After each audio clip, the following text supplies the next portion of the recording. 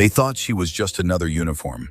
Another woman who'd learned to smile at the right jokes, laugh at the wrong moments, and disappear when things got dark. They thought wrong. Kate Morrison knelt on the rec room floor, her Navy SEAL uniform soaked through with urine. Blood traced a thin line from her split lip down to her chin. Above her, voices roared with drunk confidence, hurling words designed to break spirits and shatter dignity. Filthy whore! But Kate's eyes weren't empty. They were counting, memorizing. Every face, every voice, every angle of the room. Her breathing stayed controlled, measured, the way Bull had taught her.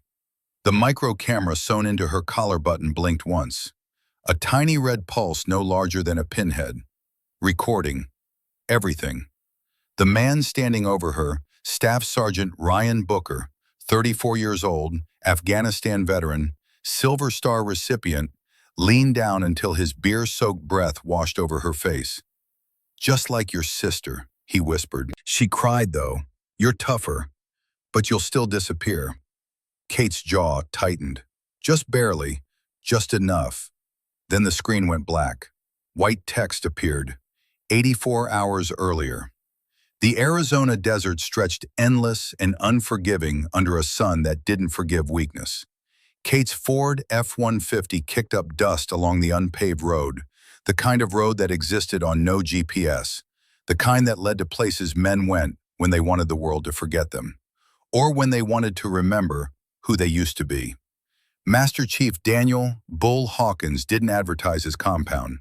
No sign, no mailbox, just a dirt turnoff marked by a rusted coffee can nailed to a fence post. Kate had made this drive 6 times in the past year. Each time she learned something that wasn't taught at BUD/S, wasn't in the SEAL training pipeline, wasn't written in any manual. Bull taught the old way, the Vietnam way, the way men fought when technology failed, and all that remained was skill, patience, and the cold mathematics of violence.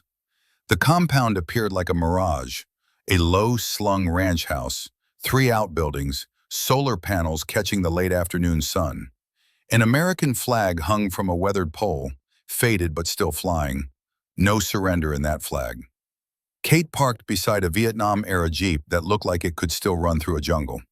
Bull stood on the porch, 72 years old, 6'2", shoulders that had carried wounded men through rice paddies and righteousness through 5 decades. His hair had gone white, but his eyes stayed sharp, the kind of sharp that came from seeing death and deciding to outlive it. He didn't wave. SEALs didn't wave. Kate stepped out, boots hitting packed earth, and walked up without preamble.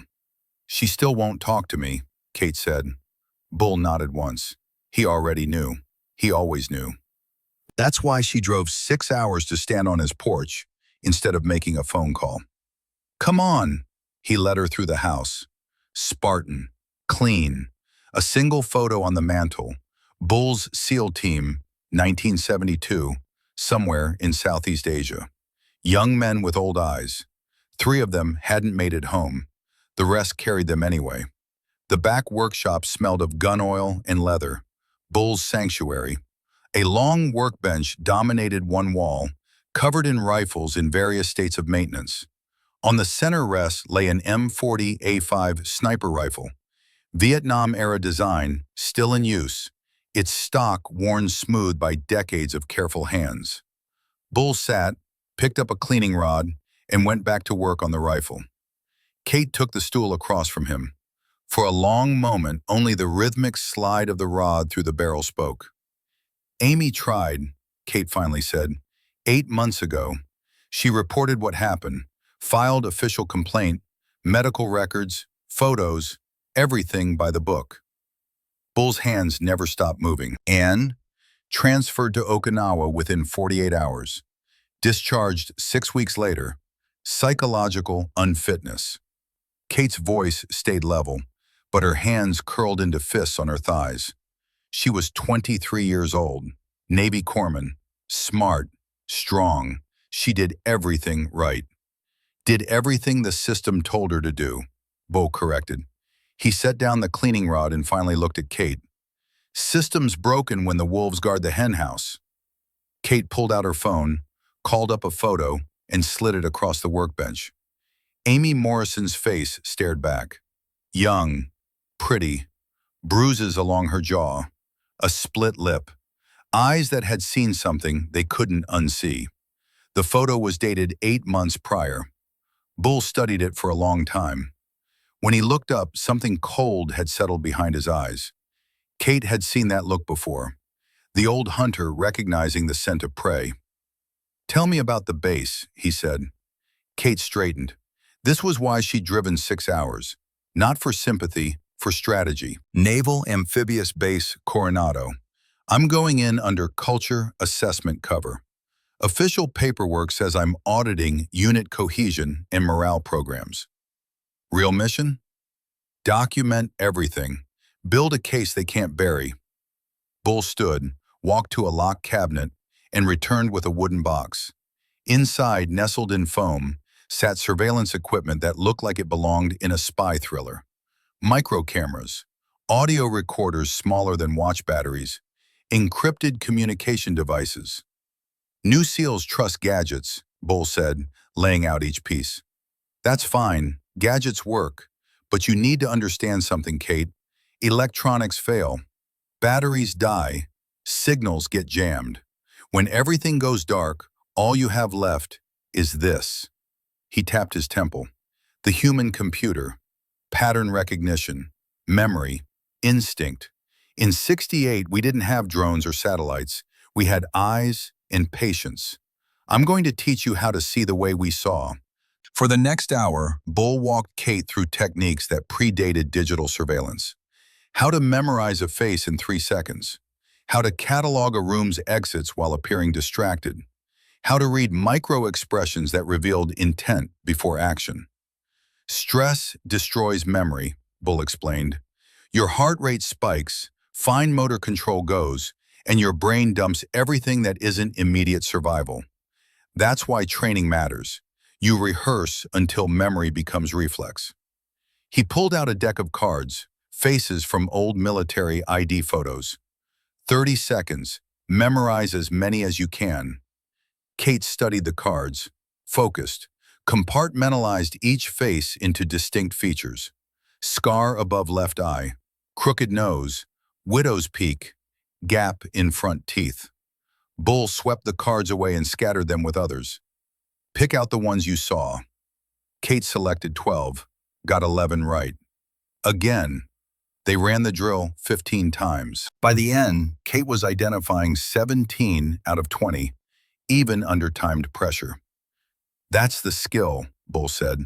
When they think you're broken on that floor, you're actually hunting, counting faces, logging voices, building the case in real time. He leaned back against the workbench, arms crossed. Now tell me the real reason you're doing this. Kate met his eyes. Amy was my sister. They broke her. I'm going to break them. Revenge? Justice. Bull considered that. Thin line. I know where the line is. Do you? Bull's voice went quiet. Because when you're on that floor, when they're doing what they're going to do, you need to be ice-cold certain about why you're there. Revenge gets you killed. Justice keeps you mission-focused. Kate's jaw set. I'm mission-focused. Bull studied her for a long moment, then nodded. Good.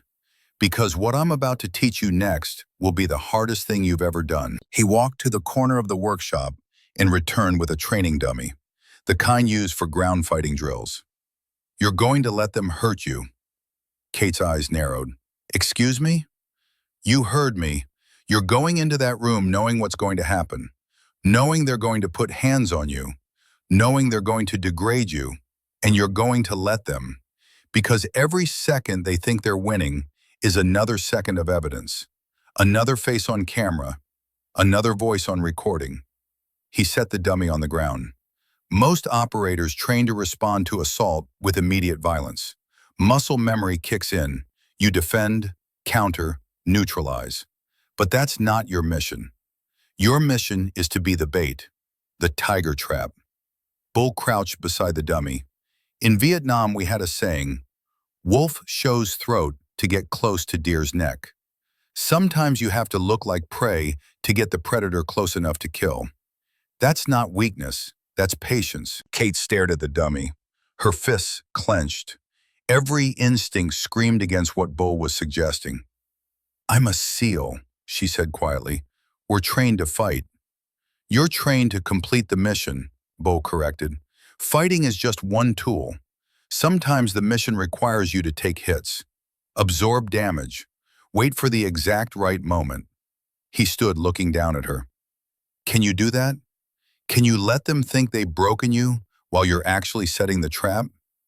Kate's breathing slowed. She thought of Amy, thought of the photo, thought of her sister's voice on the phone 3 weeks ago, hollow and distant. I'm fine, Kate. Just leave it alone. Leave it alone. The words that meant everything was not fine. Yes, Kate said. I can do that. Bull nodded slowly. Then let's talk about what happens after you spring the trap. The sun had set by the time they moved outside to the range. Bull's property stretched back 2 miles into desert, terminating at a natural berm that served as a backstop. Targets dotted the landscape at varying distances, 100 yards, 300, 500, 800. Bull handed Kate an M4 carbine, standard SEAL loadout. She checked the chamber, verified the magazine, and settled into a comfortable stance. You've been through CQB training, Bull said. Close quarters battle, fast, violent, overwhelming force. That's not what I'm teaching tonight. He walked to a target at 800 yards and placed a red marker on it. Tonight I'm teaching you about calculated violence, about knowing exactly how much force to apply and when. Because when you're in that room, you're not trying to kill anyone. You're trying to neutralize threats while preserving evidence and witnesses. Kate lined up the shot. Wind from the west, maybe 5 miles per hour. She adjusted her stance, controlled her breathing, and squeezed. The shot cracked across the desert. 800 yards away, the target remained unmarked. High and left, Bull called. You're thinking too much. Your body knows what to do. Let it. Kate breathed, relaxed. Let training take over. The next shot punched dead center. Better. Again. For 30 minutes, Kate worked through the entire range, engaging targets at various distances. Her accuracy was surgical, but Bull wasn't satisfied. You're shooting targets, he said. I need you to understand people. He walked closer, stood beside her. Human body has structural weaknesses. You know them intellectually, but in that room, under stress, you need to access that knowledge instantly. No hesitation, no second guessing. Bull pointed at a target. Male, average build, 185 pounds. You're 140. He has 45 pounds on you. How do you neutralize him? Kate's mind shifted into tactical mode. Negate the weight advantage. Close distance. Target structural weak points. Knees, joints, eyes, throat. Time estimate? 2 to 3 seconds. Too long. You've got 12 hostiles in that room. Every second you spend on one is a second another can react. Faster. Bull moved behind a training dummy, demonstrated. Strike here, nasal bone. Fracture takes him off his feet. Follow with knee to solar plexus. Collapses diaphragm. Can't fight if you can't breathe. Total time, 1.8 seconds. He reset, demonstrated again, slower, breaking down each movement. See, it's not about strength. It's about understanding human biomechanics, where the body fails under pressure. Kate practiced on the dummy, again, again. Bull corrected her angles, her follow-through, her recovery time. You're going to be tired, he said.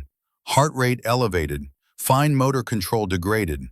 That's why you train past exhaustion, so your body can do it when your mind is focused on survival. They worked until Kate's muscles burned and sweat soaked through her shirt despite the desert cold. But her strike stayed crisp. Her timing stayed sharp. Bull finally called a halt. Good, you're ready for the physical component. Now let's talk about the mental. They sat on the porch, stars emerging in the desert sky. Bull poured 2 glasses of water. For a while, neither spoke.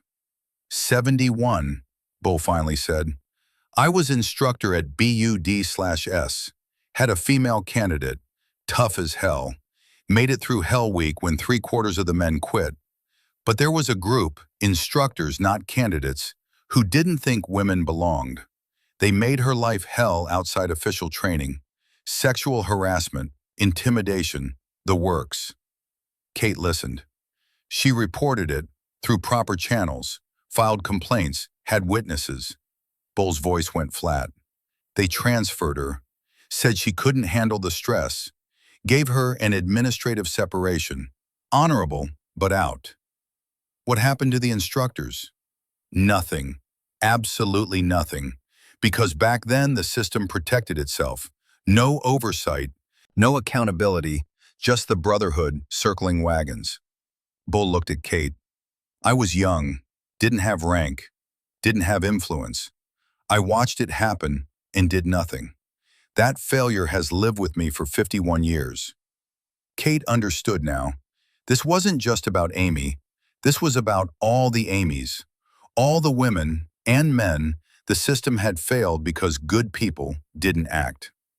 You're not young anymore, Kate said quietly, and now you have influence. Bull's smile was grim. Now I have a weapon, and her name is Kate Morrison. He stood, walked inside, and returned with a sat phone. Encrypted, direct line to me. You check in every 12 hours. If I don't hear from you, I'm coming. With friends. Understand? Kate took the phone. Understood. One more thing. Bull disappeared inside again and came back with a file folder. I did some digging after you called last week.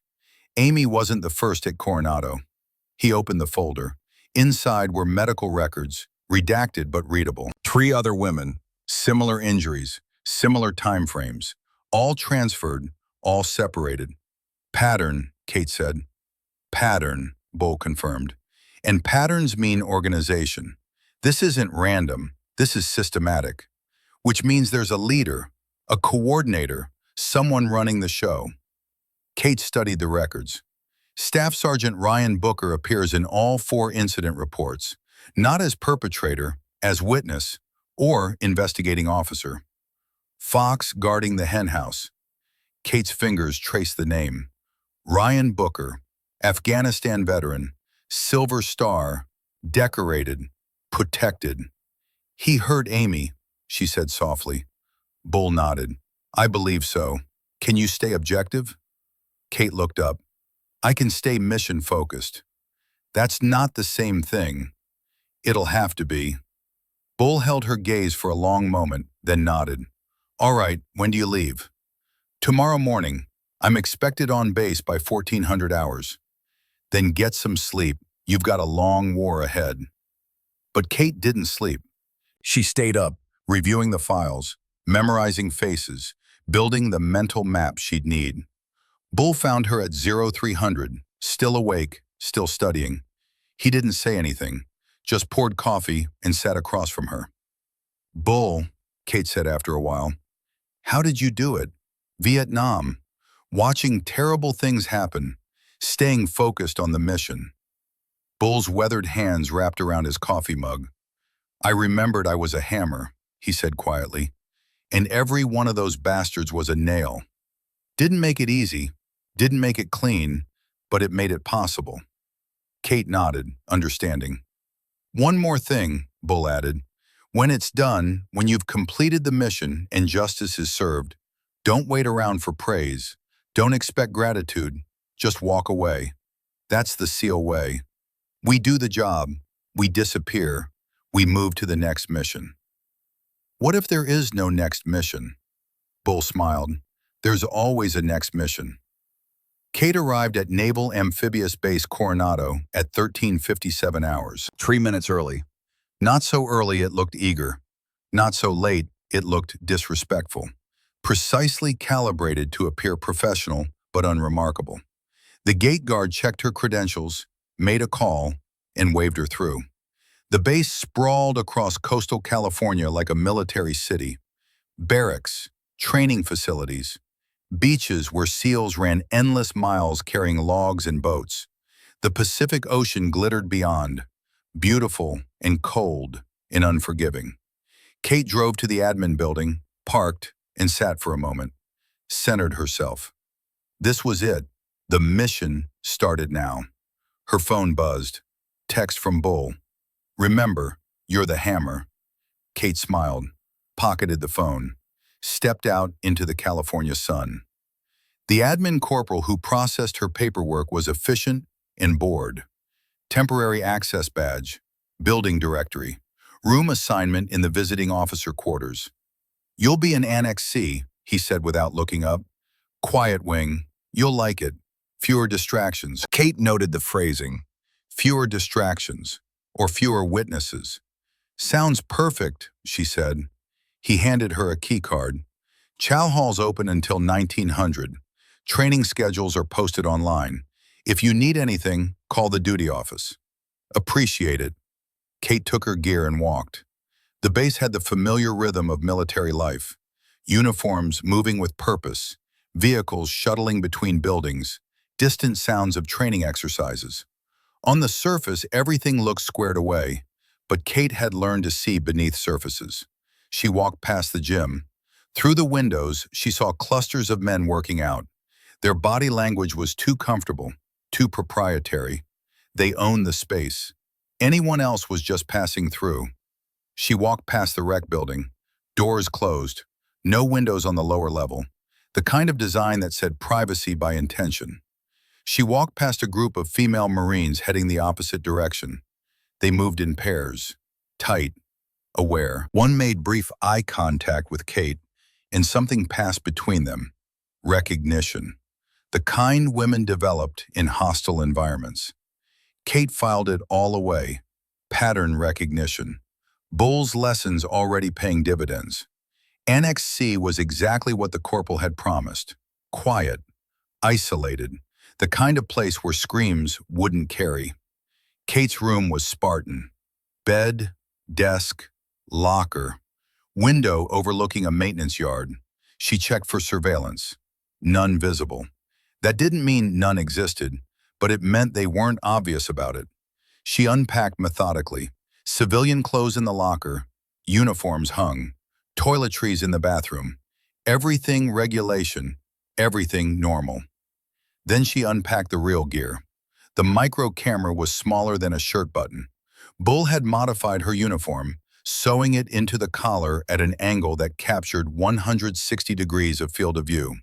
4K resolution, night vision capable, 8-hour battery, wireless transmit to encrypted server. The audio recorder sat embedded in her watch strap. Voice activated, 12-hour recording capacity, backup storage in case wireless failed. Her phone had been modified with a dead man's switch app. If she didn't check in every 30 minutes, it would auto-upload all stored data to 3 separate servers. Evidence preservation even if they destroyed the phone. And sewn into the lining of her boot was a film cartridge camera. Old school, the kind that didn't need batteries or wireless signals. Bull's backup plan. Kate tested everything, camera angles, audio quality, upload speeds. She ran through scenario after scenario, rehearsing what would happen, how she'd document it, where the evidence would flow. By 1800 hours, she was ready. Her phone buzzed. Bull checking in. She called him back on the encrypted line. "Status?" he asked. "On base. Gear operational. Initial reconnaissance complete." "Observations?" "Isolated quarters. Rec building has no exterior windows on lower level. Female personnel moving in pairs after 1700 hours. Classic hostile environment indicators." "Timeline?" "Unknown. Waiting for contact." Bull's voice went quiet. "Kate, you sure about this?" "I'm sure. Because once they make the invitation, once you accept, there's no walking it back. You're committed." "I know." A pause, then, "Your sister couldn't finish this. You will." Kate's throat tightened. "I will." Good. Remember, you're not going in as prey. You're the bait on the tiger trap. Roger that. Check in at 0600. Copy. The line went dead. Kate sat on the edge of her bed and allowed herself one moment of doubt. One moment to question whether she could really do what Bull was asking. Let them hurt her. Let them think they'd won. Stay cold and focused while the world turns savage. She thought of Amy's face in that photo. The hollow eyes, the fractured spirit. The doubt vanished. Kate stood, changed into PT gear. Time to go visible. Time to start the hunt. The base gym was crowded during evening hours. Kate found a corner and started her workout. Nothing flashy, just steady, competent effort. She wanted to be seen, but not memorable. After 20 minutes, she felt eyes on her. 3 men, late 20s to mid-30s, moving as a unit. One of them was watching her with the kind of attention that wasn't about fitness. Kate finished her set, wiped down the equipment, and walked to the water fountain. One of the men intercepted her path. Casual, friendly smile. "Haven't seen you around before," he said. Kate's internal database activated.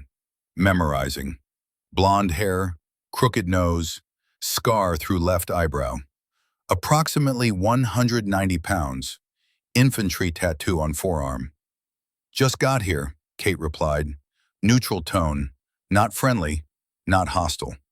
"Officer?" He'd noticed her bearing. "Something like that." He extended a hand. "Corporal Mike Reese. You need anything, let me know.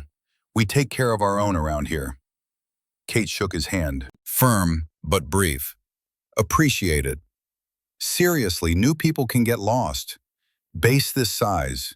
Good to have friends. I'll keep that in mind." She moved past him, felt his eyes follow her, felt the calculation happening behind his friendly expression. Kate finished her workout and headed back to her quarters. In the fading daylight, she saw a young woman sitting on a bench outside the laundry facility. Early 20s, short dark hair, Marine corporal insignia. Their eyes met. The young woman's expression flickered, surprise, then wariness, then something like hope.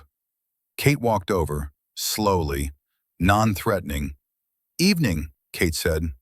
The young woman nodded, didn't speak. "I'm Kate, just checked in today."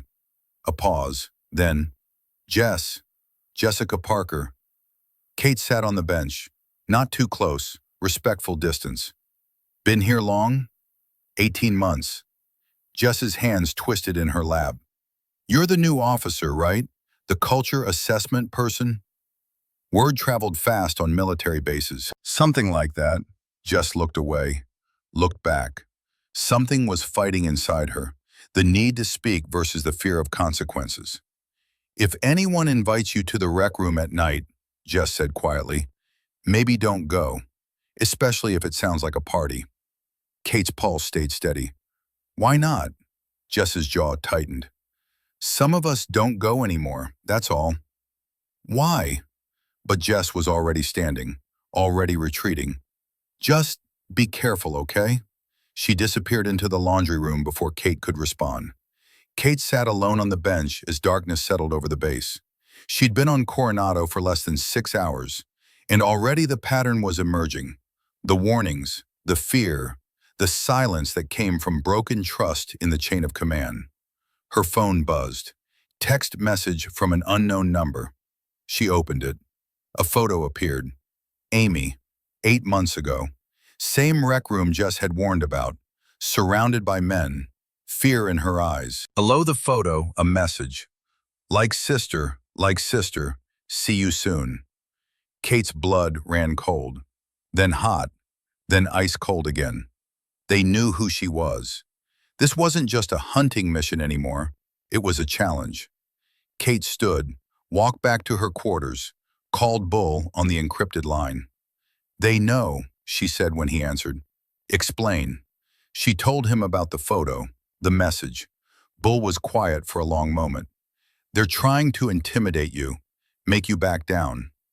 It's working the opposite direction." "Good. That means they're scared. Scared people make mistakes." Bull's voice hardened. But Kate, listen to me. This changes the tactical situation. They're not trying to break in a new officer. They're trying to break Amy's sister. Personal, which means they'll escalate faster. I can handle it. I know you can.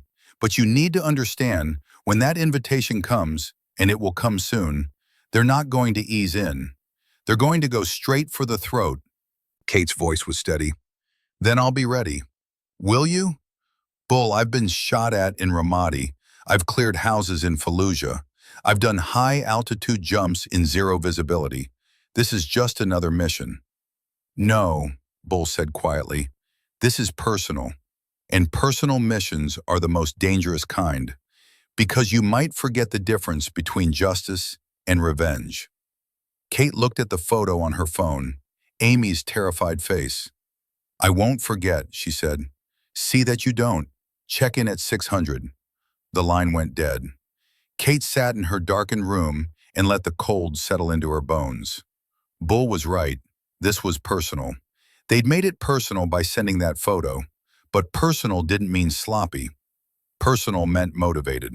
She pulled out her notebook and began documenting everything she'd observed, every face, every interaction, every warning sign, building the case one detail at a time. At 2200 hours, her door rattled with a knock. Kate opened it to find Corporal Reese from the gym. He held a six-pack of beer and a friendly smile. Thought you might want some company, he said. First night on a new base can be rough. Kate's hand stayed on the door. Appreciate it, but I'm good. Come on, just being neighborly.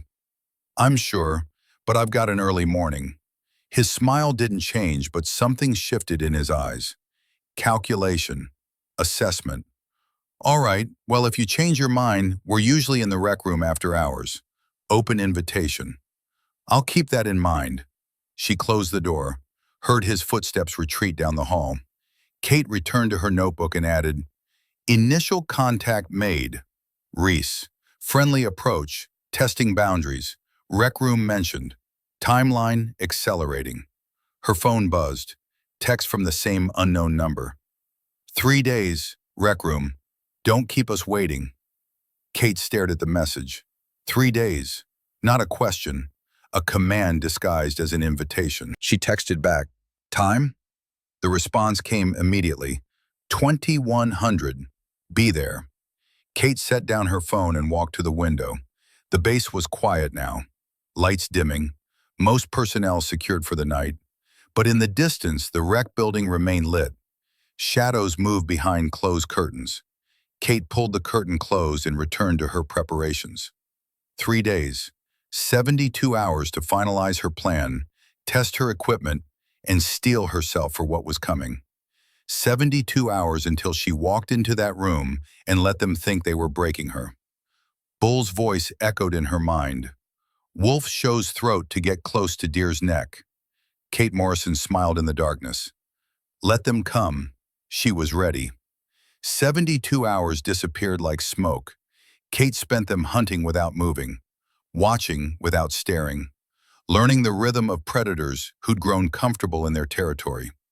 Day 1, she mapped the base. Every building, every camera blind spot, every exit that led to places command couldn't see.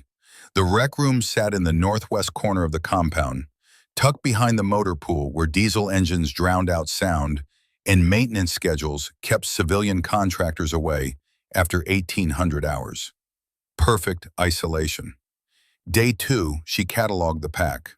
Ryan Booker was the alpha, always at the center, always controlling the conversation. 3 others orbited him constantly. Reese, the friendly one who'd knocked on her door. Martinez, quiet and watchful.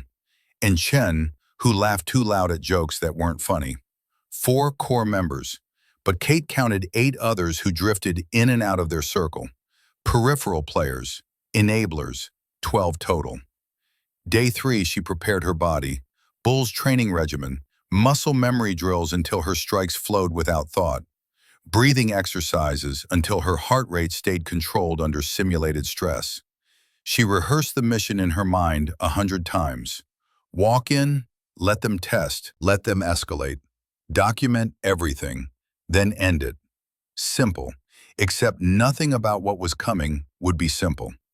At 20:30 hours on the third night, Kate stood in her quarters and checked her equipment one final time.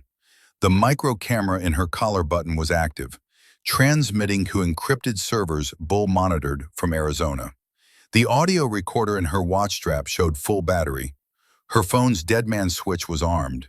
If she didn't check in every 30 minutes, everything uploaded automatically.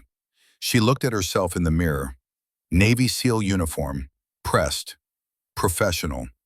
The fabric would be ruined soon, soaked, stained, marked by men who thought degradation was tradition. Her phone buzzed. Bull. Status? His voice came through the encrypted line. Ready. Equipment check? All green. Video streaming. Audio recording. Backups active. Bull's breathing was audible on the line, heavy, like he was carrying weight. Kate, last chance. You don't have to do this. We can build a case another way. No, we can't, you know that. Silence stretched between them. Then Bull's voice came back harder. All right, then remember what we talked about. You're not going in there as a victim. You're going in as an operator running a mission. Everything that happens is data collection. Everything they do digs their grave deeper. Roger that. When it's done, when you have enough evidence, you give the signal. I've got FBI on standby. They can be on site within 8 minutes from call. Kate's eyebrows rose. FBI, not base security? Can't trust the chain of command. Not until we know how deep the rot goes. FBI has jurisdiction on sexual assault cases on military installations. They're clean, they're ready, and they're pissed off after I showed them Amy's case file. Kate's throat tightened. Thank you. Don't thank me, just come out of there alive. Bull paused. And Kate, your sister couldn't finish this, but you will. Make them pay. Count on it. The line went dead. Kate pocketed the phone and walked to her door. Her hand rested on the handle for just a moment. Last chance to walk away. Last chance to choose safety over justice. She thought of Amy's face in that photograph. The hollow eyes, the broken spirit. Kate opened the door and stepped into the hallway. The walk to the rec building took 4 minutes. Each step measured, each breath controlled. She passed 2 female Marines heading the opposite direction. They saw where she was going. Their faces showed everything. Pity, fear, relief it wasn't them. Kate kept walking. The rec building's exterior was unremarkable. Concrete block construction, single metal door, small windows set high on the walls. The kind of building designed for function, not comfort. Kate reached for the door handle. Inside, music thumped, bass heavy, loud enough to drown conversation, loud enough to drown other sounds too. She pulled the door open and stepped inside. The temperature hit first. Too warm. Bodies and alcohol and poor ventilation. Then the smell, beer, sweat, and something else. Something metallic. Fear, maybe. Or violence waiting to happen. The room was exactly as she'd calculated. 30 feet by 40. Low ceiling. Dim lighting from cheap fixtures. A makeshift bar along one wall. Folding tables and chairs scattered randomly. And men. 11 of them. All turning to look at her. Ryan Booker stood at the center, beer in hand, smile on his face. Same smile from Amy's photograph 8 months ago. There she is, he said, voice friendly, eyes cold. Wasn't sure you'd show. Kate's training activated. Scan, assess, log. 12 men total, Ryan plus the 11 she'd counted. No women visible. One exit behind her. Emergency exit on the far wall, marked by a broken sign. 2 windows too high to reach easily. Cell phone signal dead, jammer confirmed. She was in the box. Wouldn't want to be rude, Kate said. Her voice stayed level. Bored even. Ryan laughed. Others joined in. Rehearsed. Performed for each other more than for her. Come on in, we don't bite. Reese appeared at her elbow, steering her toward the center of the room. Unless you ask nice. More laughter. Kate let herself be guided. compliant, unthreatening. The micro camera in her collar was capturing every face. The audio recorder was logging every voice, evidence accumulating by the second. A plastic cup appeared in front of her, dark liquid, foam dying on top. Ryan held it out. "Welcome drink," he said. "Tradition for new people." Kate looked at the cup, then at Ryan. Her expression gave nothing away. "What's in it?" "Just beer, we're not animals." Ryan's smile widened. "Though I hear your sister thought differently. What was her name? Amy?" The room went quiet. Every man watching, testing, waiting to see if Kate would break. Her heart rate stayed steady. Bull's training held. "Not thirsty," Kate said. Ryan's smile thinned. "It's tradition. Everyone drinks." "I'm good." The temperature in the room shifted. Faces that had been smiling went neutral. Bodies that had been relaxed went tense. Kate had broken the script, refused the first test. Predators didn't like prey that didn't cooperate. "Come on," Martinez chimed in. "Don't be stuck up. We're all friends here." "Just one drink," Chen added. "Not asking you to marry us." Kate's eyes moved from face to face, memorizing, cataloging. The camera was recording, but she trusted her own memory more. "No," she said simply. Ryan's jaw tightened. He set the cup down on a nearby table, hard enough that beer sloshed over the rim. "You think you're better than us?" His voice had lost the friendly veneer. "That it? SEAL officer too good to drink with enlisted?" "Didn't say that." "You're saying it now." Kate stood her ground. "I'm saying I don't drink with people I don't know." "Then get to know us." Reese moved behind her, cutting off the exit. Others shifted position. Surrounding, pack tactics. Kate's training screamed at her to move, to reposition, to never let herself get boxed in. But that wasn't the mission. The mission was to let them reveal themselves, let them commit. "All right," she said, "tell me about yourselves." That confused them. They'd expected resistance or compliance, not engagement. Ryan recovered first. "Sure, I'll start. Staff Sergeant Ryan Booker, 2 tours Afghanistan, Silver Star, Bronze Star, 37 confirmed kills." He said it like it was currency, like violence proved worth. Kate filed it away.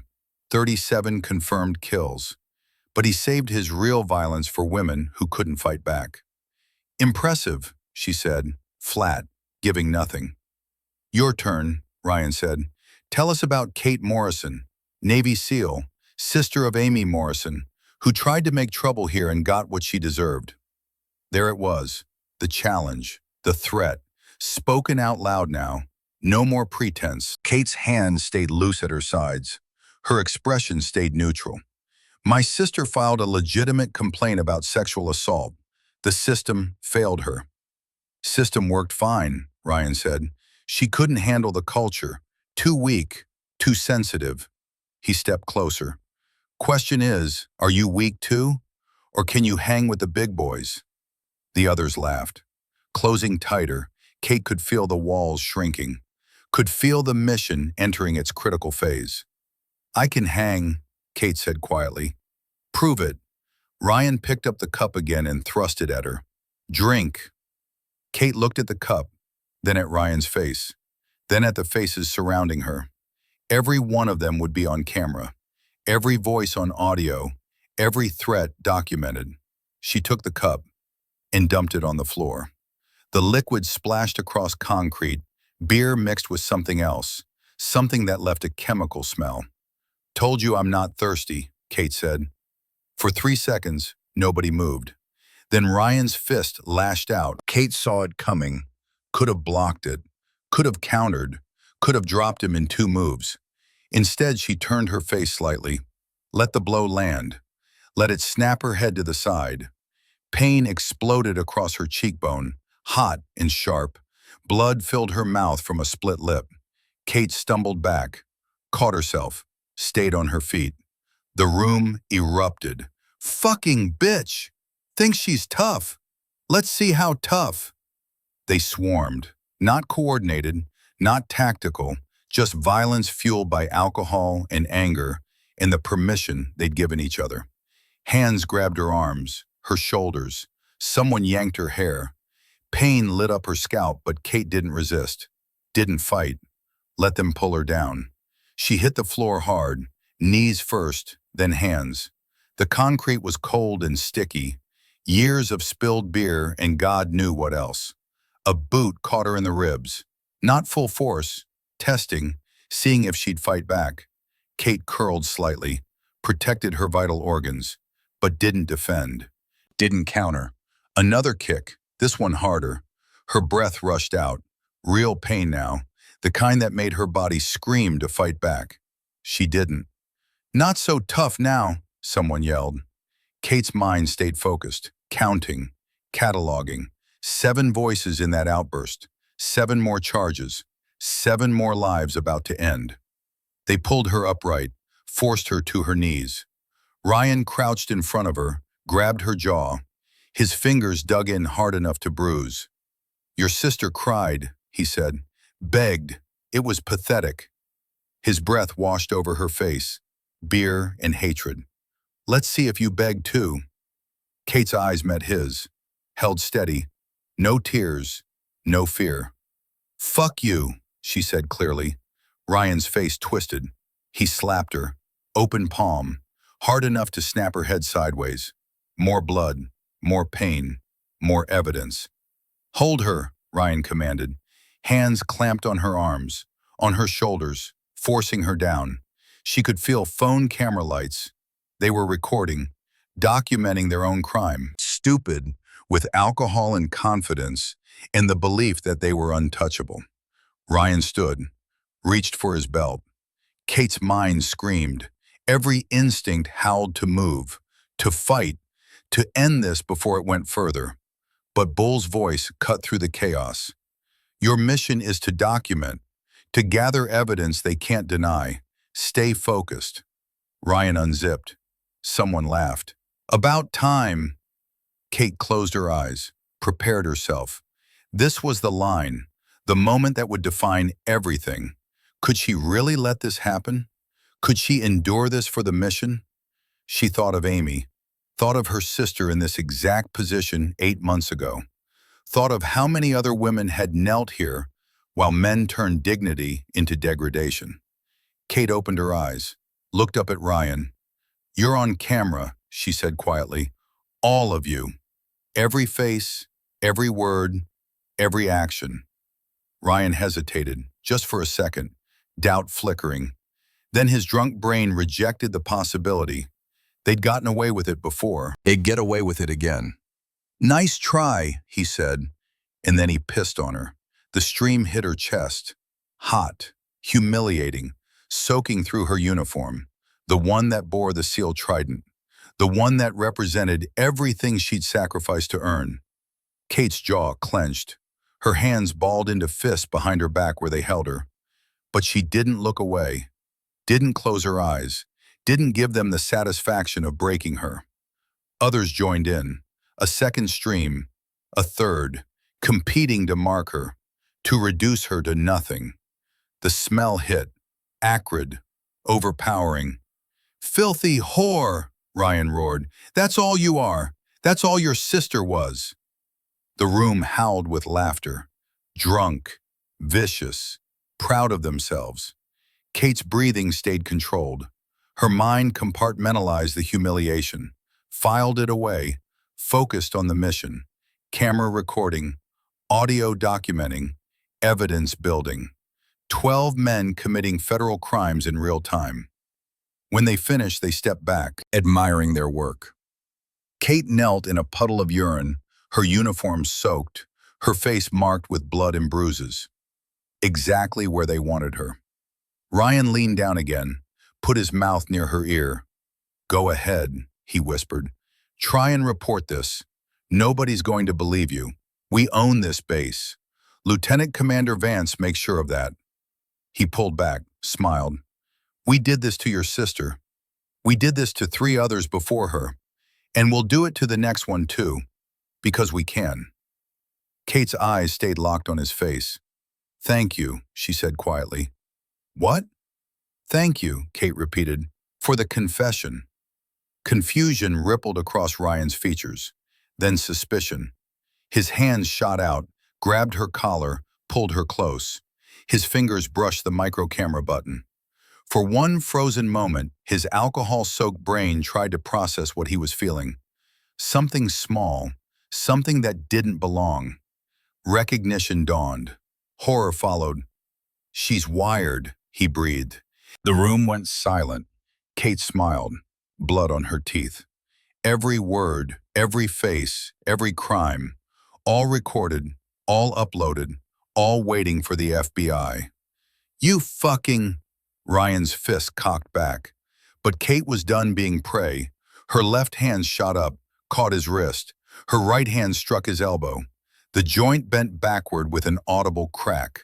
Ryan screamed. Kate surged to her feet. The men holding her weren't ready. She twisted, broke their grips with techniques drilled into muscle memory. Reese rushed her from the side. Kate sidestepped, let his momentum carry him past, drove her elbow into his kidney. He dropped like a stone. Martinez came next, telegraphed his punch. Kate slipped inside his guard, struck his solar plexus. He doubled over. Her knee met his face. Blood sprayed. He went down. Chen grabbed a beer bottle. Weapon. Kate closed distance before he could swing, executed a perfect outside leg reap. His feet left the ground. She followed him down, elbow to sternum. The impact drove air from his lungs. 3 seconds. 3 men neutralized. The others hesitated. Predators suddenly recognizing they'd cornered a tiger. Kate stood in the center of the room, soaked in their urine, marked with their violence, but radiating something they'd never seen before. Lethality. Who's next? Her voice cut through the shock. They rushed together. Desperation. If they didn't stop her, they were finished. Kate moved like water, like violence itself. Every strike precise, every target calculated. Attacker 4, broken nose. 5, dislocated shoulder. 6, fractured orbital bone. 7, ruptured eardrum. 8, collapsed lung. 9, shattered knee. She flowed through them like a reaper through wheat. Not rage, not emotion, just professional violence applied with surgical precision. 15 seconds. 6 more men on the ground, groaning, bleeding, broken. The remaining 3 stood frozen. Ryan clutched his broken arm. 2 others flanked him, but their eyes showed the truth. They knew they were beaten. Kate walked to Ryan, slowly, each step deliberate. She grabbed him by the collar, the same collar he grabbed earlier, and dragged him across the floor, through the puddle of urine, his own urine. You marked me, Kate said. Her voice was cold, empty of everything except purpose. Now you wear it. She forced his face into the wet concrete, held it there, let him smell what he'd done, let him feel what it was like to be powerless. Then she ripped his shirt off, used it to wipe herself, methodical, thorough, cleaning the stain with the source of the stain. Ryan tried to struggle. Kate's knee pressed into his spine. He went still. You thought I was prey, Kate said quietly. Only Ryan could hear now. You thought I'd break like my sister, but I'm not my sister. I'm a Navy SEAL, and I just made you all famous. She stood, looked at the others, the ones still conscious, the ones watching in horror as their world collapsed. Every one of you is on camera, Kate said.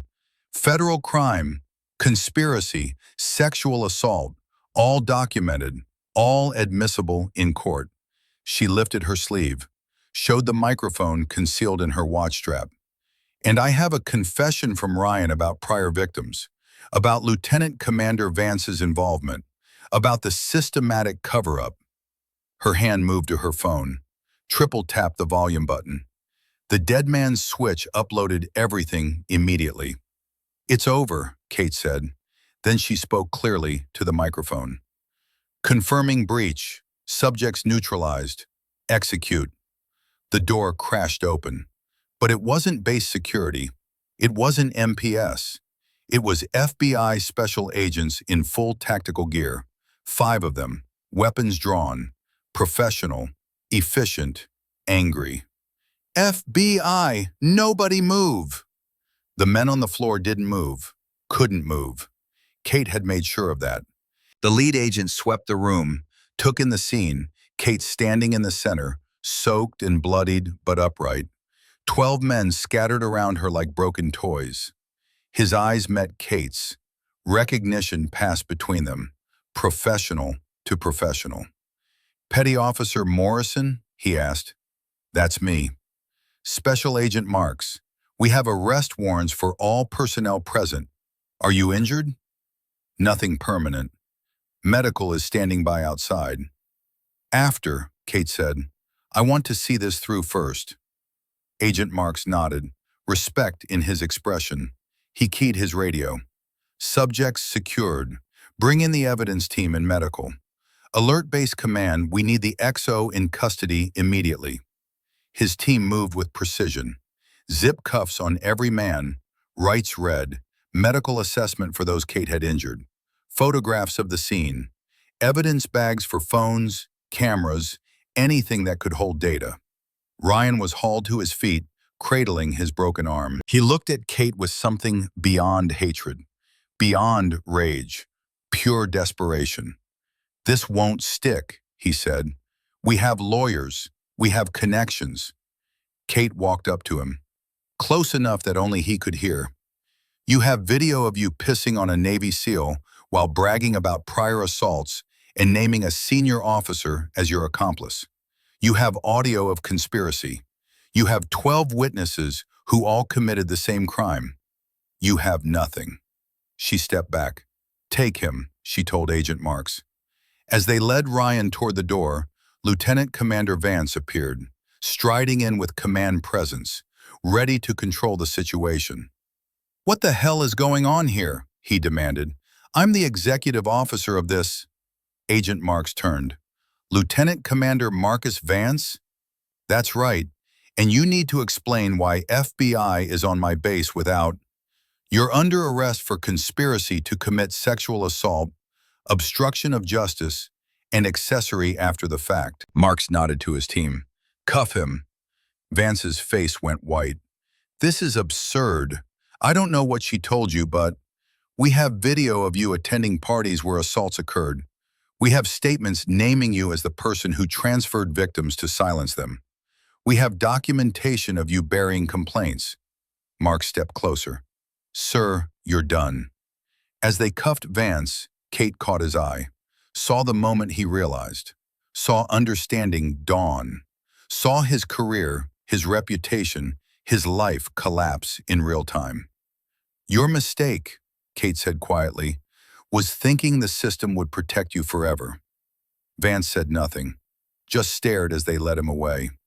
The rec room emptied slowly, suspects removed, evidence cataloged, the floor still wet with urine and blood, and the remnants of violence. Kate stood alone in the center of it all. Agent Marks returned. "Medics outside, you should—" "I know." Kate looked down at herself, soaked uniform, split lip, bruises forming. "But first, I need to make a call." She pulled out her sat phone, dialed Bull's encrypted number. He answered on the first ring. "Kate?" "Mission complete," she said. Her voice finally cracked, just slightly. "All subjects in custody, evidence secured." "Jesus Christ!" Bull's voice was rough. "You okay?" "I will be." "You did it, kid. You actually did it." Kate looked around the room, at the place where they'd tried to break her, where they'd broken others, where it all ended tonight. "Amy can sleep now," Kate said quietly. "So can you." "Not yet. There's going to be trials, testimony, more work. One mission at a time, Kate. Tonight you won.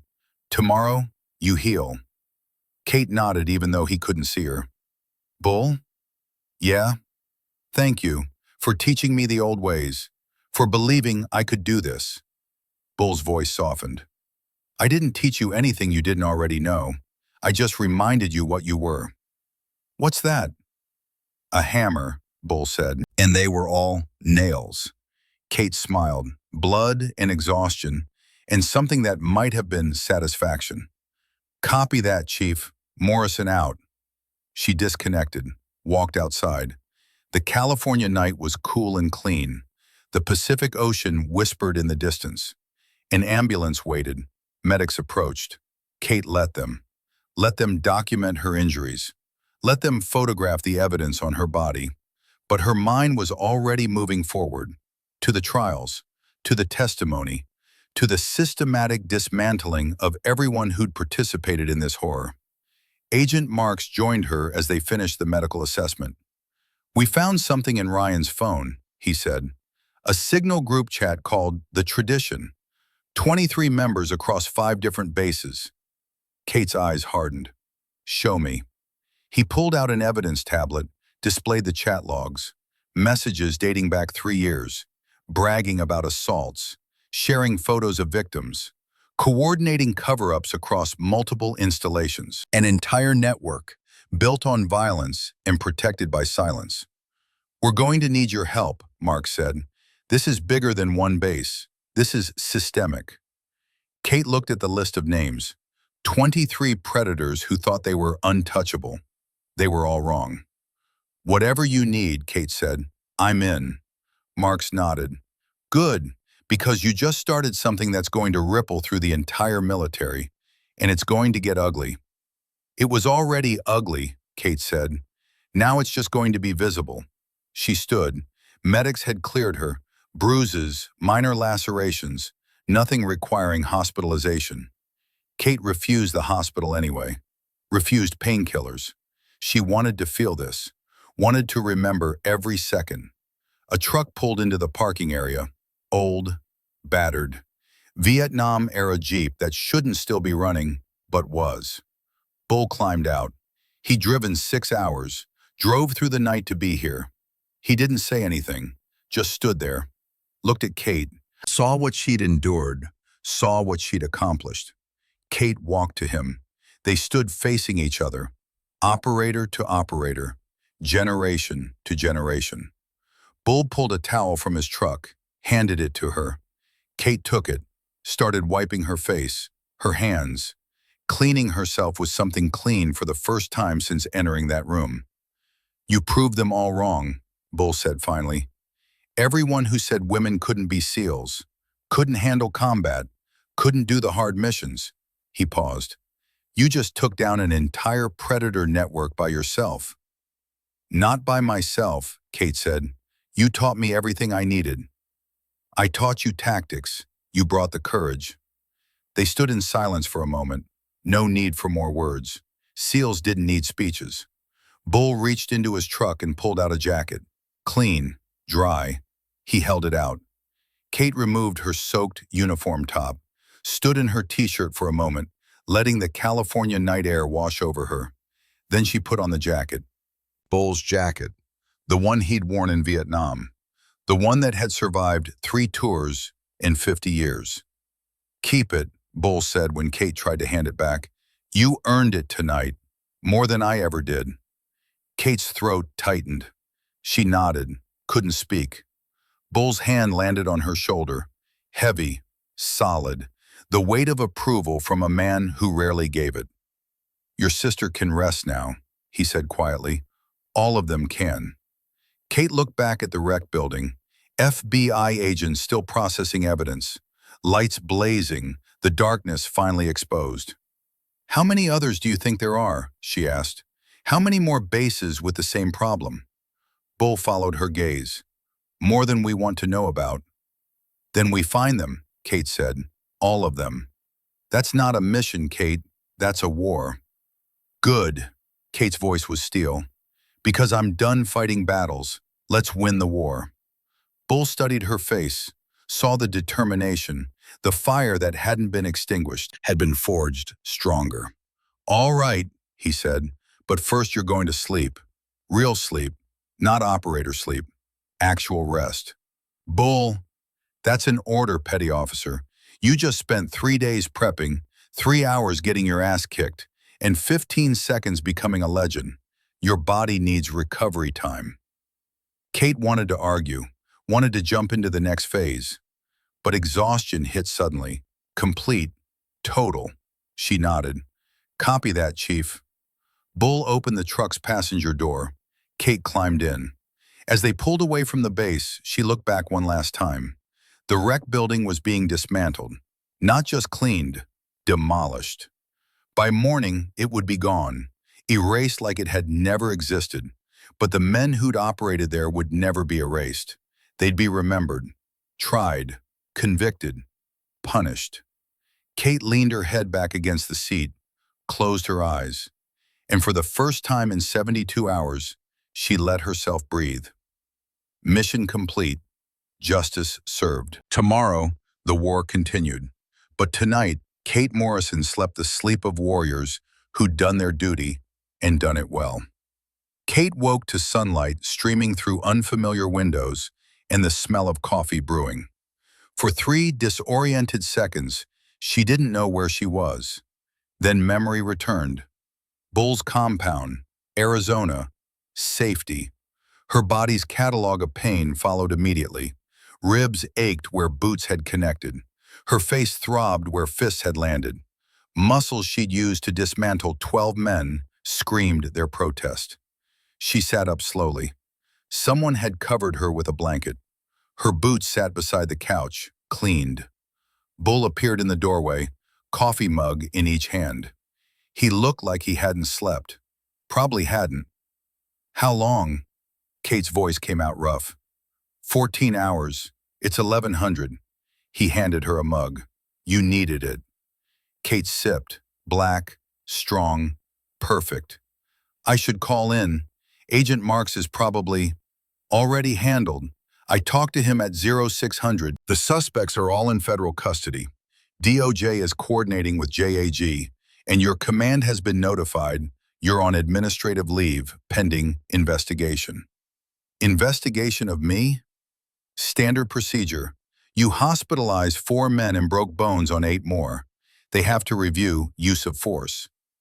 Bull sat in the chair across from her. But Mark says it's formality. The video shows clear self-defense. You'll be cleared. Kate nodded, set down the coffee, looked at her hands. They were bruised, swollen across the knuckles. The hands that had ended 12 careers in 15 seconds. Bull, they recorded it. Ryan and his crew, they had phones out filming the whole thing. I know. FBI recovered the devices. The videos are evidence now. But they're out there, in the cloud, on servers.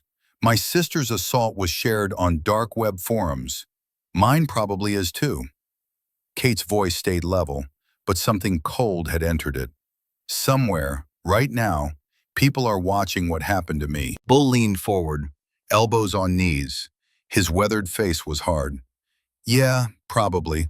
You want to know what I think about that? Kate met his eyes. I think every sick bastard watching those videos is also watching you stand up, watching you fight back, watching you destroy the men who thought they owned you. Bull's voice was granite. You didn't just beat them, Kate. You humiliated them, on camera, for the world to see. That video isn't just evidence. It's a warning to every predator in uniform. Kate absorbed that, found truth in it. The violation was real, but so was the victory. What happens now? She asked. Now? Bull stood. Now you eat, then we train. Then in 10 days you're going to get a call that changes everything. From who? Bull's smile was grim. The people who want to make sure this never happens again. Kate started to ask more, but Bull was already walking toward the kitchen. She stood, testing her body's limits. Stiff, sore, but functional. Seals had operated through worse. She found him at the stove, cooking eggs and bacon. Real food, not MREs or DFAC mystery meat. Sit, Bull ordered. You're going to need calories. We're doing the full circuit today. Bull, you just completed one mission, but there are more coming, and you need to be ready. Pain is temporary. Preparation is permanent. Kate sat, Ate when Bull set the plate in front of her. The food was good, simple, the kind of meal warriors shared before battles. They didn't talk while eating, didn't need to. Comfortable silence born from shared understanding. After, Bull led her outside. The Arizona sun was brutal, unforgiving. The desert stretched in every direction like an ocean of sand and stone. Bull's range waited, targets at various distances. 800 yards, 1,000, 1,200. Long-range precision shooting. He handed Kate an M40A5, the same rifle he'd been cleaning days ago.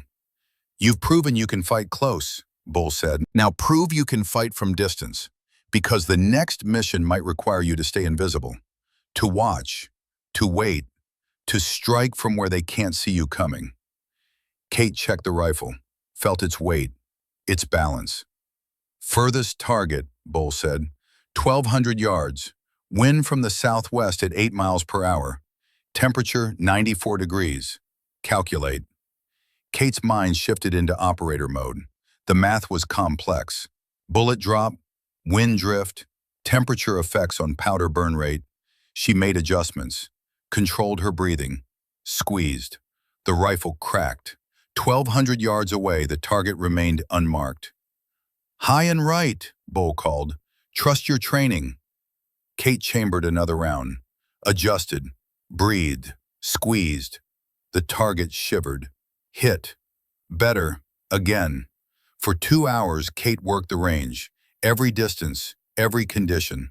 Bull called corrections when needed, but mostly he just watched. By the time they finished, Kate had achieved 90% accuracy at 1,200 yards. "Good," he said. "Now hand to hand, I want to see what you remember." They moved to the training area. Mats laid out under a shade structure. Bull stripped to a t-shirt, 72 years old, body like weathered steel. "Come at me," he said. Kate hesitated. "Bull, you're old?" "Yeah, but I'm also sneaky, so come at me." Kate moved, fast, aggressive, a straight combination designed to overwhelm. Bull slipped the strikes, minimal movement, maximum efficiency. His counter came from an angle she didn't expect. She went down, not hurt, just beaten by superior technique. Again, they sparred for an hour, Bull teaching through demonstration, showing Kate where her technique had gaps. By the end, Kate was drenched in sweat. Bull looked like he'd taken a casual walk. "You fight like someone who's been in combat," Bull said. "All speed and power. That works when you're in your 20s. But there's going to come a day when you're not the fastest person in the room. Then what?" Kate wiped sweat from her face. "Then I fight smarter." "Exactly," Bull offered a hand, pulled her to her feet. "Remember that, because the men you're going to face next won't be drunk idiots in a rec room. They'll be connected, powerful, desperate." "How do you know what's coming next?" Bull checked his watch. "Because Agent Marks called while you were sleeping. The FBI finished analyzing Ryan's phone. That group chat, the tradition, it goes deeper than 5 bases. Try 14, with members in every branch." Kate's blood went cold. "How many total?" 63 identified so far, but they suspect more. The network has been operating for at least 7 years, 100+ victims. Jesus Christ. "Yeah," Bull's expression was stone. "They want you to testify before Congress. DOJ is building a task force, and there's talk of using you for more undercover operations." Kate looked at the desert, at the vast emptiness that suddenly felt very small. "That's not one mission," she said quietly. "That's a career." "That's a calling," Bull corrected. "Question is, do you answer it?" Kate thought of Amy, thought of the 3 other women from Coronado, thought of the 100+ victims. "I answer it," she said. Bull nodded, like he'd known all along. "Then when they call, you tell them yes. But on your terms. You're not a puppet. You're an operator. You dictate the mission parameters." "What terms?" "Complete operational control. Direct line to FBI leadership. Bypass chain of command when necessary. And backup, real backup. Kate absorbed that. Will they agree? They will if they want you, and Kate, Bull's eyes held hers. They want you.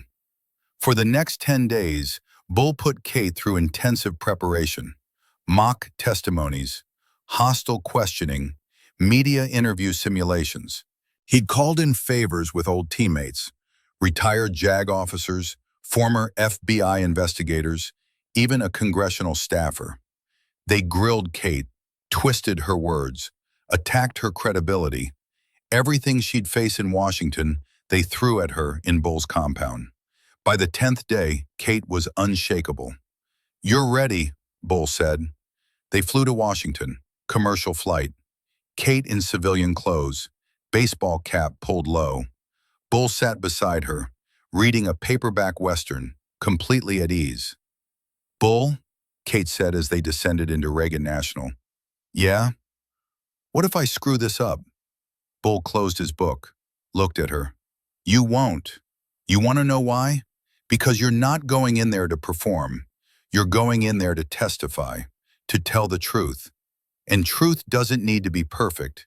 It just needs to be honest." The Hart Senate office building was exactly as imposing as Kate had feared.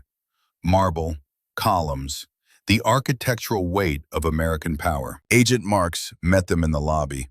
He looked exhausted. "Ready?" he asked Kate. "As I'll ever be." "Good, because there are 17 senators in that room. 8 friendly, 9 hostile. The hostile ones are going to try to paint you as attacking military tradition. Don't let them." "How?" "By being exactly what you are, a SEAL who completed a mission." They walked through security, down corridors lined with portraits of old white men who'd made laws that didn't protect people like Amy. That was going to change. The hearing room was packed. Senators on the dais, media in the back. Kate saw Amy in the front row. Kate smiled. 3 years had passed since the assault. Amy was 26 now, stronger, healing. Her sister gave a small wave, encouraging. Kate sat at the witness table, microphone in front of her. The entire apparatus of American government focused on her story. Senator Patricia Morrison, no relation, chaired the committee. She gavelled the room to order. "This hearing will come to order. Today we examine allegations of systematic sexual assault within our military institutions. Our first witness is Petty Officer First Class Kate Morrison, United States Navy SEAL." Kate leaned forward. "Thank you for having me, Senator." "Officer Morrison, you recently participated in an undercover operation that resulted in the arrest of 12 service members and exposed a network of sexual predators. Is that correct?" "Yes, ma'am." "Tell us what happened." Kate took a breath. This was it. She told the story, not all of it, not the parts too graphic for public consumption, but enough. The mission, the preparation, the infiltration, the assault, the evidence, the arrests. She spoke for 20 minutes. The room was silent. When she finished, Senator Morrison spoke first. "You were physically and sexually assaulted. You could have called for backup immediately. Why didn't you?" "Because I needed evidence, ma'am. Evidence that couldn't be denied. If I'd stopped them at the first threat, they'd claim it was just words. I needed to document actual crimes in progress." Senator Richard Blackwood, one of the hostile bloc, leaned forward. "So you deliberately allowed yourself to be assaulted? Some might say that's entrapment." Kate met his eyes. "Senator, entrapment is when law enforcement induces someone to commit a crime they wouldn't otherwise commit. These men had committed the same crimes against at least 4 other women before me. They didn't need inducement. They needed documentation. But you were bait. You deliberately provoked them." "I refused to drink alcohol," they offered. "That's not provocation, Senator. That's sobriety." Laughter rippled through the room. Blackwood's face darkened. "Officer Morrison, you hospitalized 4 men. That seems excessive." "I neutralized 12 hostile subjects using appropriate force. Each strike was calculated to end the threat without permanent damage. If I'd wanted to kill them, Senator, they'd be dead." The room went silent. Kate's tone hadn't changed. Calm, professional, but the implication was clear. Senator Morrison intervened. Let's discuss the broader network. FBI investigation has identified 63 suspects. How widespread is this problem? Senator, for every predator we've identified, there are probably 2 or 3 we haven't. These networks operate on silence, on institutional protection, on the assumption that victims won't report because the system won't protect them. How do we fix that? Kate looked at the senators, at the cameras, at Amy. We fix it by making it impossible to hide, by creating reporting systems that bypass chain of command, by prosecuting enablers as aggressively as perpetrators, by showing every potential victim that if they come forward, we'll believe them, we'll protect them, and we'll make sure justice happens. Senator Blackwood tried again. Don't you think this kind of aggressive prosecution might damage military morale? Kate's jaw tightened. Senator, you want to know what damages morale? Having warriors watch predators operate with impunity. Having talented service members leave because they don't feel safe. She leaned forward. Prosecuting rapists doesn't damage morale, it restores it. The hearing continued for 3 hours. Question after question. Kate answered every one, never wavered, never backed down. When it finally ended, Senator Morrison spoke one last time. Officer Morrison, on behalf of this committee and the United States Senate, thank you for your service. Thank you for your courage. And thank you for showing us that even our most entrenched problems can be solved. Kate stood, saluted. Thank you, Senator. The gavel fell. Media swarmed. Agent Marks and Bull formed a protective barrier, got Kate out through a side entrance. They found a quiet office. Kate collapsed into a chair. How'd I do? She asked. You were perfect, Mark said. Blackwood tried to destroy you, and you shut him down without breaking a sweat. He's going to be a problem. He already is, but now he's on the wrong side of history. Bull handed Kate water. Drink. Kate drank. Her hands were shaking slightly, adrenaline wearing off. It's going to be on every news channel tonight, she said. Yep, Bull confirmed. I'm going to get death threats. Probably. Kate looked at him. And you're okay with that? Bull's expression was stone. Kate, 51 years ago, I watched good people stay silent because speaking up was too dangerous. I was one of those silent people, and I've regretted it every day since. He crouched down, eye level. You didn't stay silent, you roared. And yeah, people are going to hate you for it, but a lot more people are going to love you for it. And every woman in uniform is going to sleep easier knowing someone finally fought back. Amy appeared in the doorway. That was incredible, Amy said. Her eyes were wet. You were incredible. Kate stood, hugged her sister, held her tight. We're not done yet, Kate said. The trials are coming. I know, and I'll be there, for all of it. Agent Marks cleared his throat. I hate to interrupt, but we have a situation. Kate pulled back. What kind? The good kind. Since your testimony went live 2 hours ago, we've received 47 new complaints. Women from bases across the country, coming forward because they saw you. 47. 47 more victims who'd been silent. We need to interview them, Kate said. Document their cases. Already on it, but Kate, this is just the beginning. Once the trials start, we're going to get hundreds more. Kate absorbed that, the magnitude of what they'd uncovered. Then we handle hundreds, however many it takes, Marks nodded. We've set up the task force, FBI headquarters. Your team is assembling, but we need to talk about your role. My role is hunting predators. It's bigger than that now. You're the face of this operation, the person victims trust. We need you visible. Kate's stomach twisted. I'm an operator. I work in shadows. You were an operator. Now you're a symbol, and symbols have power.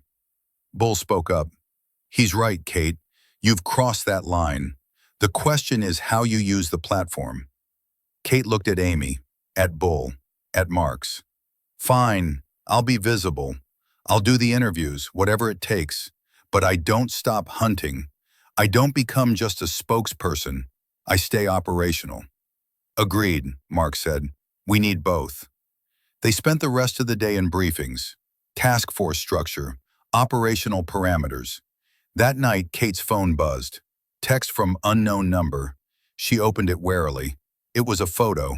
A young woman in Army uniform, smiling. Below it, "Thank you for giving me the courage to report. He's been arrested. My nightmare is over because you ended yours." Kate's eyes burned. Another text.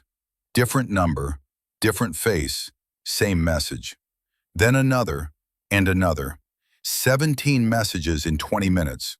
All survivors, all saying the same thing. You gave me hope. Kate's phone rang. Bull. "You seeing this?" he asked. "Yeah. That's your answer, Kate. When you wonder if it's worth it, look at those messages. Remember those faces." "I will. Get some sleep. Tomorrow starts the real work." Kate disconnected, looked at the messages again. She thought about Senator Blackwood's question, whether aggressive prosecution would damage morale. He'd asked the wrong question. The right question was whether justice would restore faith, whether accountability would rebuild trust. Kate knew the answer. She'd seen it in those 17 faces. Yes. She slept that night with her phone beside her, with those messages glowing in the darkness, reminding her why warriors fought. Morning came with more messages. 32 more victims overnight. Bull knocked at 600. Ready for day 2? Kate opened the door, dressed, focused, mission ready. Ready. They drove to FBI headquarters. The task force occupied an entire floor. Agent Marks met them. "Deputy Attorney General Chen wants to talk." Within an hour, Kate was on a secure call. "Officer Morrison, this is Deputy Attorney General Sarah Chen. I'm calling to discuss your role in Operation Broken Silence." Kate's eyebrows rose. They'd already named it. "Ma'am, I wasn't aware there was an operation." "There is now. Your actions exposed a network we've been trying to infiltrate for 2 years. You achieved in 3 days what entire FBI teams couldn't." "I had good preparation, ma'am." "We're aware. We've reviewed your sister's case. What was done to Petty Officer Amy Morrison was unconscionable. What you did in response was extraordinary." Kate waited. Politicians didn't call to give compliments. "We want to form a joint task force," Chen continued. "FBI, NCIS, JAG, focused on dismantling these networks, and we want you to lead the operational component." "I'm a petty officer, ma'am, not an investigator. You're a Navy SEAL who just took down 12 suspects and exposed 63 more. You're exactly what we need." Chen's voice hardened. "These networks operate in shadows. We need someone who can operate in those same shadows." Kate looked at Bull. He nodded slightly. "What would the mission parameters be?" Kate asked. "Undercover infiltration of remaining cells, evidence gathering, coordination with federal prosecutors, testimony when required." "Duration?" "Estimated 18 to 24 months for complete network dismantlement." 2 years. 2 years of hunting predators." Kate thought of Amy's face, of Jess Parker's warning, of all the women who'd walked away broken and silenced. "I have conditions," Kate said. A pause. "Go ahead." "Complete operational control. I decide when and how to engage. Direct communication with FBI leadership. No chain of command interference. And I want Master Chief Daniel Hawkins as my tactical advisor." Bull's eyebrows rose. Kate continued. "I want a dedicated team, people I choose, volunteers who understand the mission." "That's highly irregular." "So is asking a petty officer to run a multi-year federal investigation." Another pause. Muffled conversation in the background. "Agreed," Chen finally said. "On all conditions. You'll maintain your SEAL status but operate under federal authority. Master Chief Hawkins will be contracted as civilian advisor. You'll have access to FBI resources. When does it start? Immediately. We've identified cells at Norfolk, Lejeune, and Pendleton ready for infiltration. Kate's stomach tightened. This was real now. Ma'am, what you're about to do will make you famous. And infamous. There will be backlash. From military traditionalists. From people who think you're attacking the institution. I know. Do you? Because once you testify, once your face is on national news, your life changes permanently. Kate thought about that, about anonymity lost. Ma'am, the moment I walked into that rec room, my life changed permanently. This just makes it official. Chen's voice softened. You're brave, Officer Morrison. I'm just a SEAL doing my job, ma'am. No, you're a warrior who chose to fight a different kind of war. We're honored to have you. The call ended. Kate handed the phone back. 2 years, she said. At least, Bull replied. Probably more. Then we burn the roots. Bull smiled, grim, proud. That's my girl. Kate's phone buzzed. Text from Amy, photo attached. Amy smiling. Caption. I heard what you did. Thank you. I can breathe again. Kate's throat tightened. She showed Bull. That's why you do it, he said quietly. For giving people their lives back. Kate nodded. Couldn't speak. Her phone rang. Amy's voice. Kate? Hey, sis. Is it true you arrested the guys who did it to me? Yeah, all of them, plus a lot more. Amy's breathing hitched. Are they going to prison? Federal prison, for a long time. Silence. Then a sound Kate hadn't heard in months. Amy laughing. Relief. Pure. Complete.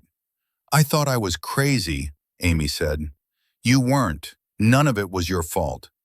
The news said they hurt you too. Yeah, they did. I'm so sorry. Amy, stop. You did everything right. The system failed you.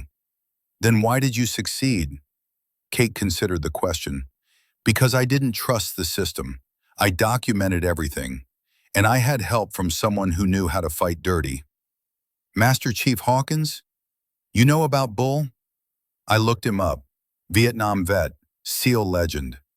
He taught me everything that mattered. Amy was quiet. Kate, are you okay? Really okay? Kate thought about lying. Instead, she told the truth. No, not yet, but I will be, and so will you.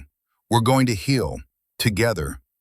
I want to testify too, Amy said suddenly, at the trial, at Congress, wherever. Amy, you don't have to. I need to. For me, I need to stand up and say what happened. Pride swelled in Kate's chest. Okay, I'll make it happen. Thank you. Amy's voice was stronger now. I love you, sis. Love you too. The call ended.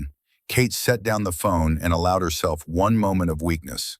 One moment where the weight settled on her shoulders. Then she stood, squared those shoulders, looked at Bull. She wants to testify, Kate said. Bull nodded. Good, she should. Victims need voices. What if it's too much for her? Then she breaks down, and then she gets back up, just like you did. Bull walked closer. Kate, you can't protect everyone. All you can do is make sure justice follows the pain. Is that enough? It has to be, because it's all we've got. Kate nodded, accepted the wisdom. Over the following months, Kate hunted. Norfolk, Lejeune, Pendleton again. 13 operations total, 47 arrests, the network crumbling cell by cell. The 8th operation, Camp Lejeune, changed everything. Kate walked into the rec room expecting the usual pattern. 12 men, same playbook. Instead, she found 15, and 3 of them were women. Female Marines, corporals and sergeants, standing with the men, laughing at the jokes, participating in the degradation. Kate's training almost failed her in that moment. She'd prepared for male predators, not for women who'd learned to survive by joining them. The assault played out differently. The women held her down while the men violated her. One of them whispered in Kate's ear, "This is how you fit in, how you survive. Stop fighting it." Kate documented everything. But when FBI breached and arrests began, she made a call. "Marks, I need female suspects charged too." "Kate, they were victims first. They were coerced. They held me down. They enabled assault. They made a choice." Kate's voice was ice. "Victims who become perpetrators are still perpetrators. Charge them." The decision cost her. Feminist groups attacked her, said she was betraying women. But Kate understood perfectly. She'd survived without becoming what they became. The 3 female suspects were charged. 2 pled guilty. 1 went to trial. Kate testified against her, looked her in the eyes. "You had choices. You chose wrong." The jury agreed. Guilty. 10 years. Bull found Kate after the verdict. "That was the hardest one, wasn't it?" "Yeah." Kate's voice was hollow. "Because I could have been her, if I'd chosen survival over honor." "But you didn't. That's what separates operators from accomplices." Kate nodded, but the weight stayed with her. The knowledge that the network was more insidious than she thought, that predation could wear any face, that evil was more complex than she'd wanted to believe. But the cost was mounting. Kate's body accumulated scars. Her mind accumulated trauma. The nightmares started around month 4, flashbacks around month 5. Bull noticed. He always noticed. "You need a break," he said after the Benning operation. "I need to finish this." "Kate, you're burning out." "I'm fine." "You're not fine. You're running on rage and duty. That's not sustainable." Kate rounded on him. "What do you want me to do, Bull? Stop? While there are still cells operating?" "I want you to take 2 weeks, rest, heal." "We don't have 2 weeks. The trials start next month." Bull's voice hardened. "You won't be ready if you collapse. And Kate, you're closer to breaking than you want to admit." Kate stared at him, wanted to argue, but the truth was undeniable. She was exhausted. "2 weeks, she finally said. 2 weeks, Bull agreed. Kate returned to Bull's compound, to the desert, to silence. She slept for 3 days straight, real sleep. When she woke, Bull had the rifle range set up, had a plan for recovery through motion. They shot every morning, trained every afternoon, sat in comfortable silence every evening. On day 8, Amy visited. The sisters sat on Bull's porch, watching the sunset. "How many more?" Amy asked. "Operations? Maybe 6. And then? Then the trials, 18 months of testimony." Amy nodded. "I'm testifying at all of them." "Amy, I need to. Every time I testify, I take back a piece of what they stole." Amy looked at Kate. "You taught me that." Kate's throat tightened. "I'm proud of you, sis." "I'm proud of you too." They sat together, 2 survivors, both healing, both fighting. On day 14, Kate returned to D.C., to the mission. But she was different now, steadier. The rage had transformed into something colder, more sustainable, purpose instead of fury. The final 6 operations went smoothly. By month 12, the network was dismantled. 63 suspects in custody, trials scheduled. The first trial began in federal court, United States versus Ryan Booker. Kate testified for 8 hours over 2 days. Defense attorneys tried everything. The video proved otherwise. The jury deliberated for 90 minutes. Guilty on all counts. 45 years federal prison. Dishonorable discharge. Ryan Booker showed no emotion as they led him away, but his eyes met Kate's one last time. She didn't look away. 17 more trials followed. 17 more convictions. Evidence was overwhelming. Juries were unanimous. The network was destroyed. 2 years after Kate walked into that rec room at Coronado, she stood on the steps of the Department of Justice. Deputy Attorney General Sarah Chen beside her. Media cameras rolling. Today marks the conclusion of Operation Broken Silence. Chen announced.